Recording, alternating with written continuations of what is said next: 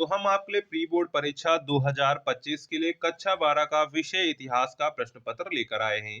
यह प्रश्न पत्र आपकी बोर्ड परीक्षा 2025 के लिए वेरी वेरी इंपॉर्टेंट है। तो आप इसमें जितने भी प्रश्न दिए गए हैं उनको अच्छे से तैयार कर लीजिएगा और इसी तरह के प्रश्न जो है अपनी बोर्ड एग्जाम के लिए तैयार करके जाइएगा।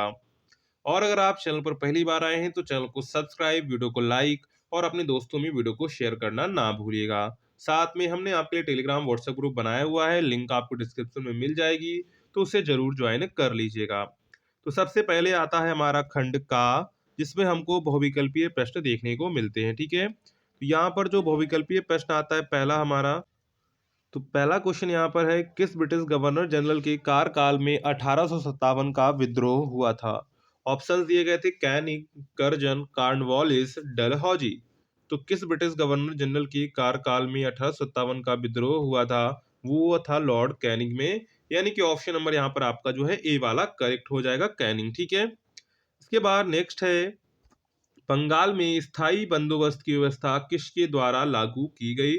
Options, Thomas Munro, Lord Wellesley, Lord Cornwallis और मैकेंजी। तो यहाँ पर जो बंगाल में स्थायी बंदोबस्त की व्यवस्था किसके द्वारा की गई थी? तो ये की गई थी लॉर्ड कॉर्नवालिस के द्वारा की गई थी। ऑप्शन यहाँ पर आपका जो है सी वाला करेक्ट हो जाएगा। ठीक है, नेक्स्ट है, अर्थशास्त्र का लेखक कौन था? तो अर्थशास्त्र का लेखक कौन था? मेगस्थनीज, बाणभट्ट, कौटिल्य, कालिदास। तो अर्थशास्त्र के जो लेखक थे वो थे कौटिल्य। कौन थे? कौटिल्य जो थे वो अर्थशास्त्र के लेखक थे। यहाँ पर राइट आंसर क्या हो जाएगा? तो राइट आंसर यहाँ पर हो जाएगा कौटिल्य। ठीक है, इसके बाद कौटिल्य या चाणक्य अगर ऑप्शन में दिखता है तब भी आपका करेक्ट है। ठीक है, इसके बाद है, इंडिका के लेखक हैं। इंडिका का लेखक कौन था? मेगस्थनीज, बाणभट्ट, कौटिल्य, कालिदास। तो इंडिका का लेखक कौन था? तो इंडिका का लेखक था मेगस्थनीज।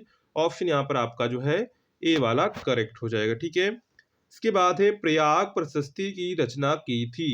तो प्रयाग प्रशस्ति की रचना की थी हरिसेन ने, नागसेन ने, बाणभट्ट ने, कालिदास ने। तो प्रयाग प्रशस्ति की जो रचना की थी वो की थी हरिसेन ने। किसने की थी?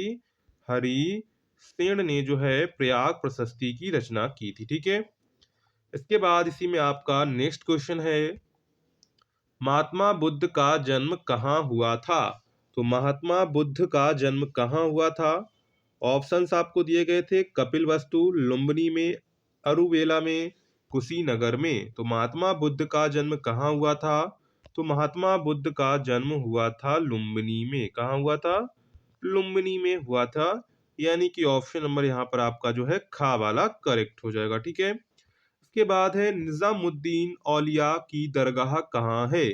तो निजामुद्दीन औलिया की दरगाह कहाँ है? अजमेर, दिल्ली, अजोधन, जयपुर। तो निजामुद्दीन औलिया की दरगाह कहाँ है? तो ये है दिल्ली में। कहाँ है? दिल्ली में है, यानी कि ऑप्शन नंबर यहाँ पर आपका जो है खा वाला करेक्ट हो जाएगा। ठीक है, इसके बाद है, 10 मई 1857 ईस्वी में सैनिकों ने खुला विद्रोह कहाँ किया था? ऑप्शंस आपको दिए गए थे, कानपुर, बैरकपुर, मेरठ, बरहमपुर। तो 10 मई 1857 ईस्वी में सैनिकों ने खुला विद्रोह कहाँ किया था? तो ये किया था मेरठ में। ऑप्शन यहाँ पर आपका सी वाला करेक्ट हो जाएगा। ठीक है, इसके बाद है, नृत्य करती हुई नर्तकी की कांसे की मूर्ति कहाँ से प्राप्त हुई है? हड़प्पा से, लोथल से, थौलावीरा से, मोहनजोदड़ो से। तो नृत्य करती हुई नर्तकी की कांसे की मूर्ति कहाँ से प्राप्त हुई है?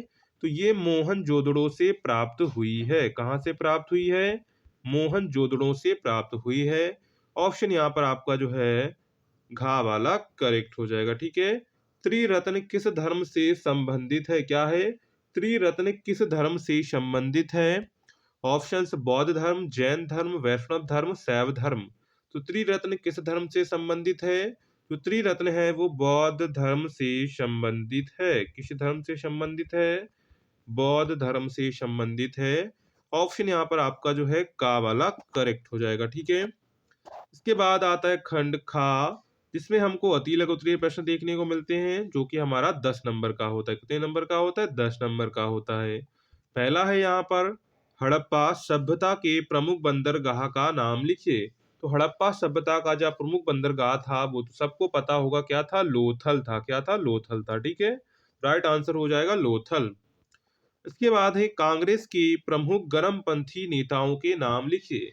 तो कांग्रेस के जो प्रमुख गर्मपंथी नेता थे उनमें लाला लाजपत राय, बाल गंगाधर तिलक और बिपिन चंद्र पाल। कौन थे? बिपिन चंद्र पाल थे। ठीक है, इसके बाद है विजयनगर साम्राज्य की स्थापना किसने की? तो विजयनगर साम्राज्य की स्थापना किसने की थी? तो ये की थी हरिहर प्रथम ने। किसने की थी? हरिहर प्रथम ने की थी।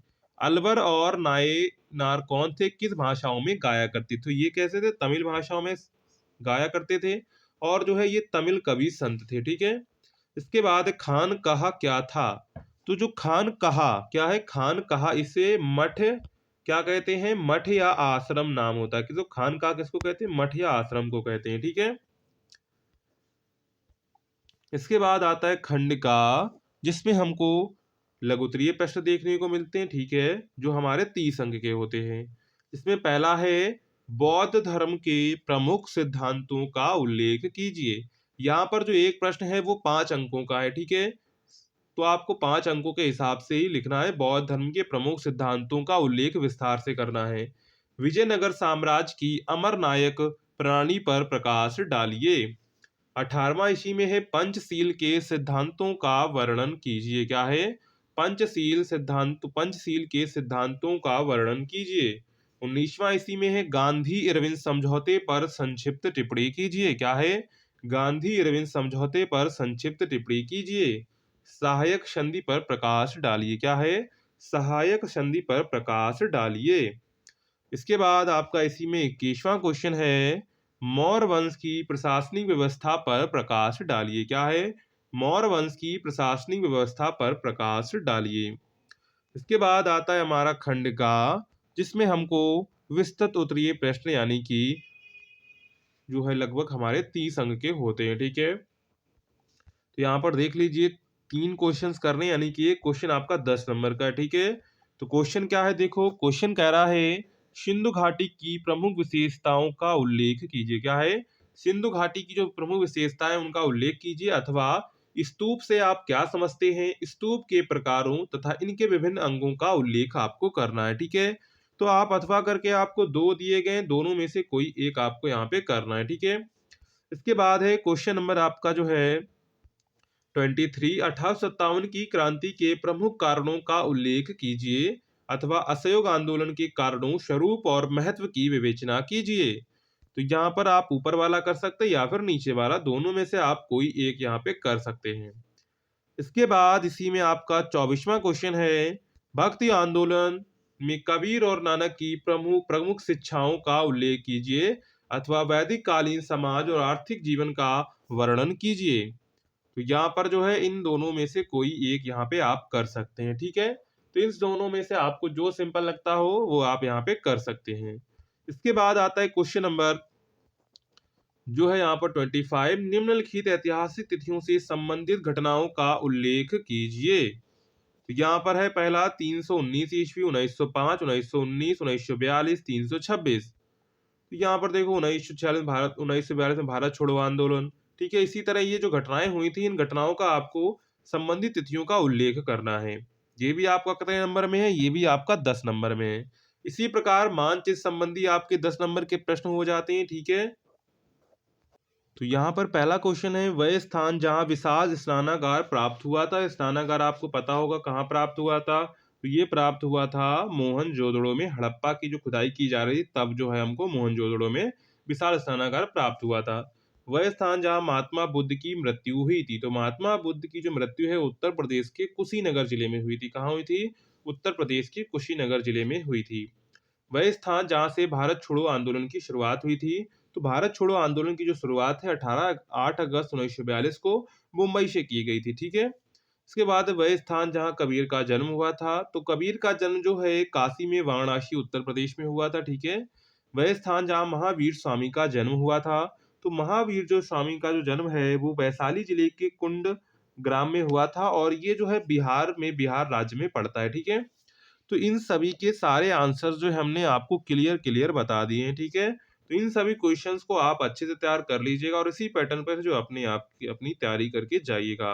और अगर आपने अभी तक चैनल को सब्सक्राइब नहीं किया है तो चैनल को सब्सक्राइब कर दीजिए, साथ में वीडियो को भी लाइक कर दीजिए। तो चलिए मिलते हैं नेक्स्ट वीडियो में, तब तक के लिए जय हिंद बच्चों।